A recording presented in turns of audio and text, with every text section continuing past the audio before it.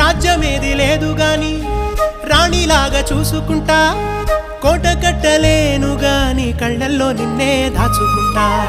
రాత ఎట్లా రాసి ఉన్నా ఆ మార్చి నీతో రాసుకుంటా. స్వర్గమంటూ ఉన్నదంటే అది నీతోనే ప్రతిరోజు పంచుకుంటా.